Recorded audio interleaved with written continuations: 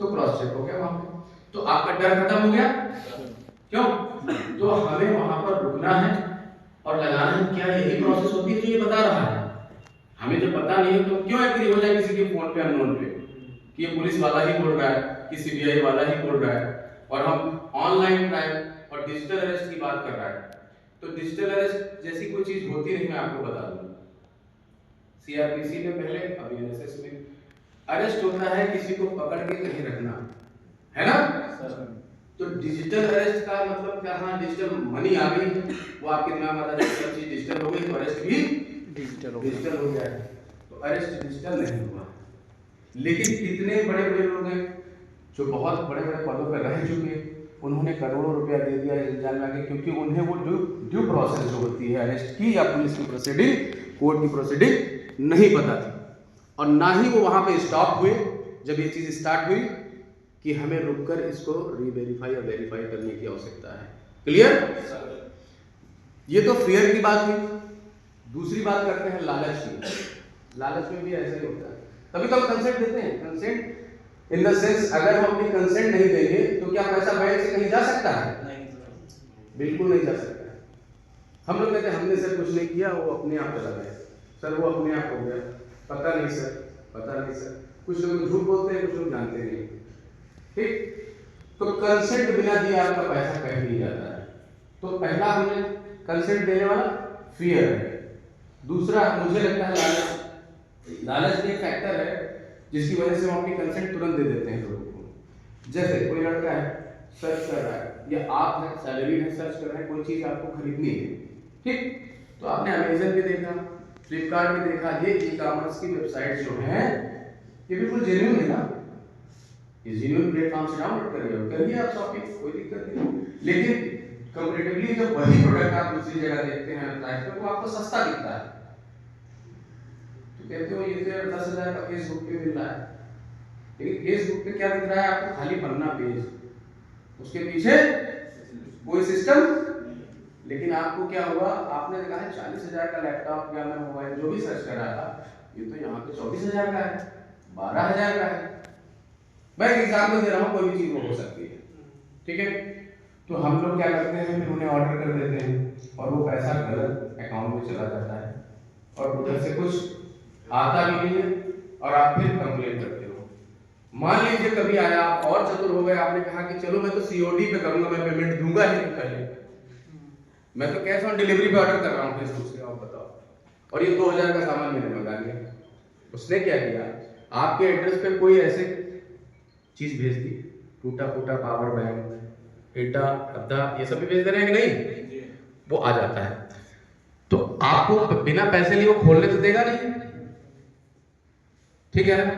आपने ले लिया उससे, पैसे दे दिए, वो चला गया। आपने जब खोला तो उसमें ये निकला। अब जहां कंप्लेन कर रहे हैं उस वेबसाइट का कोई हेल्पलाइन नंबर नहीं है, कोई रिस्पांस नहीं है, कुछ नहीं है। जिस चीज की आफ्टर से सर्विस नहीं है, वो आपने पहले देखना चाहिए ना कि हम कंटेंट कहां करेंगे।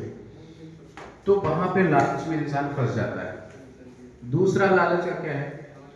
नए लड़के हैं, उन्हें जॉब नहीं मिल रहा, वो काम भी नहीं करना चाहते और घर बैठे पैसा बनाना चाहते हैं, ठीक है।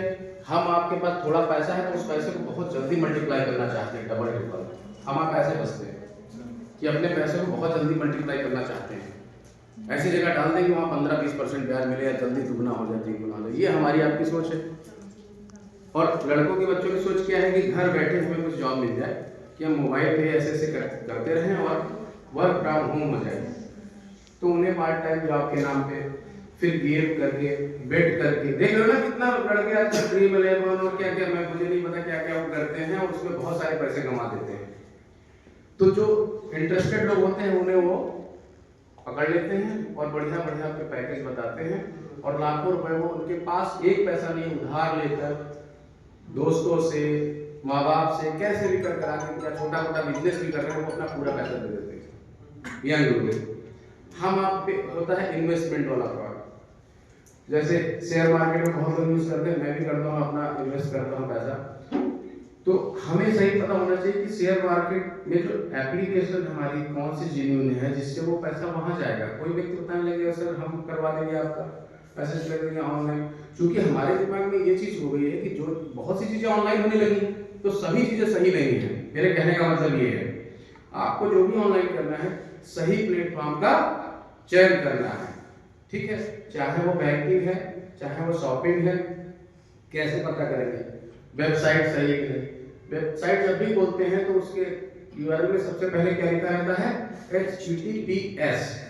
अगर S लिखा है तो पूरी ये संभावना है कि जेन्युइन वेबसाइट है। पेज तो कोई भी डिजाइन करा सकता है ना, और आपको कहते हैं ये देखिए सर हमारी वेबसाइट है, इस पे कर दीजिए आप। उसके पीछे एग्रीगेटर लगा, पैसा चाइना चला जाएगा, यूएस चेंज हो जाएगा, बहुत मुश्किल है कि कभी वापस आए। इतने बड़े लेवल का हो रहा है, ठीक है। देखिए जहां ह्यूमन बीइंग हमारा नेचर है, जहां चीजें देखते हैं कि विश्वास है वहीं तो धोखा है। धोखा किसे होता है? जो पहले विश्वास करता है, ठीक है। तो अब ऑनलाइन प्लेटफॉर्म पे बिना विश्वास किए भी तो हम कुछ नहीं कर सकते, क्योंकि सारी चीजें उससे हो रही है। अभी हमें कोई भी चीज करेगा, मैं सर ओटीपी बताओ, तो कोई दिक्कत नहीं, बता, क्योंकि वो सामने बैठा हुआ है, वो आदमी मैं जानता हूँ। जिस व्यक्ति से हमारी मुलाकात नहीं, वो किस संस्था का कौन सा पदाधिकारी है, उसके कहने पे आप कोई भी चीज कर दे रहे हो तो फिर बड़ी दिक्कत है। तो हमें वेरीफाई करना रहेगा, ठीक है। जैसे अभी सर ने बताया था कि एक किसी ने फर्जी लोन है करी या अपनी ईएमआई का पेमेंट किसी अनऑथराइज्ड प्लेटफॉर्म पर कर दिया। भाई मुझे अगर पे करना है HDFC का हमारा लोन है, वहाँ तो उसकी वेबसाइट से करें या वहाँ के एजेंट से बात करके करें, ठीक है ना। हम कोई भी आदमी हमें थर्ड पार्टी करा के अपना जमा कर दो, ये हो जाएगा तो पैसा वो उसके चैनल में चला गया, बैंक गया ही। तो आपको लोन लेते समय या ईएमआई का पेमेंट करते समय किसी की भी सहायता लेने की जरूरत नहीं है। इवन ऑनलाइन कोई चीज आप सर्च करते हो, आपको अट्रैक्टिव दिखा रहा है, तो वो जिसका नाम नहीं सुना, जिसे जानते नहीं, बिल्कुल उस ऐप को इंस्टॉल करने की जरूरत नहीं है, नहीं तो आपको लोन में कुछ नहीं मिलेगा, आपका पैसा चला जाएगा, ठीक है। बिना वेरीफाई किए, बिना जाने समझे अननोन वेबसाइट पे या फेसबुक पे मैं कह रहा हूँ, उस पे क्या है जो चीज शो करती है फेसबुक पे, क्या वो रियल है? नहीं। सलमान खान के नाम से 500 आईडी होगी, तो होगी उसमें एक सलमान खान, क्यों? उन्हीं की वीडियो डाल करके वो लाइक और सब ले रहे हैं, तो उसके पीछे असल रियलिटी होती है। ये क्या है जो दिख रहा है आपको? वैनिटी है, उसे बोलते हैं वैनिटी नेम, ठीक है। काल्पनिक अपना रख लिया आपने कुछ भी, लेकिन उसके पीछे वो कहां से चला रहा है, कौन आदमी है, कुछ नहीं पता। जो आप देख रहे हो उस पर विश्वास कर ले रहे हो कि हाँ ये तो सही जगह है, यहाँ पे परचेजिंग कर लो या इससे दोस्ती कर लो या चीजें शेयर करो या उसके कहने पे भी कुछ कर लो, तभी आपके साथ अपराध होगा। कहने का मतलब इतना ही है कि आप जितना ही ज्यादा जागरूक होंगे, जितने ही साइबर अपराध हो रहे हैं उनके प्रति कैसे ये हो रहे हैं, इस पे भी दिमाग अगर लगाएंगे तो शायद आपके दिमाग को क्लिक कर जाए जब आपको कोई अटेंड करे।